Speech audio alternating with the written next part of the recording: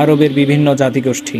ঐতিহাসিকদের মতে বংশ পরিক্রমা অনুসারে সমগ্র আরব জাতি প্রধানত 3 ভাগে বিভক্ত, যথা 1 আল আরাবুল বাইদা তথা প্রাচীন আরব জাতি, 2 আল আরাবুল আরিবা, 3 আল আরাবুল মুস্তাআরিবা। ইতিহাসের গ্রন্থাবলীতে আল আরাবুল বাইদার ব্যাপারে খুব বেশি তথ্য পাওয়া যায় না, যেমন আদ, সামুদ, তাসাম, জাদিস, ইমলাক ইত্যাদি। আল আরাবুল আরিবা হল ইয়ারাব ইবনু ইয়াশজাব ইবনু কাহতানের উত্তরসূরি।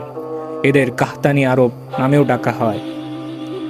আল আরাবুল মুস্তারিবা, এরা হচ্ছে ইসমাইল আলাইহিস সালামের বংশধর। এদের বলা হয় আদনানি আরব। আল আরাবুল আরিবা বা কাহতানের উত্তরসূরিরা প্রথমে ইয়েমেনে আবাস গড়ে তোলে। এরপর কালের পরিক্রমায় তারা বিভক্ত হয়ে যায় বিভিন্ন গোত্রে। তাদের মধ্যে সর্বাধিক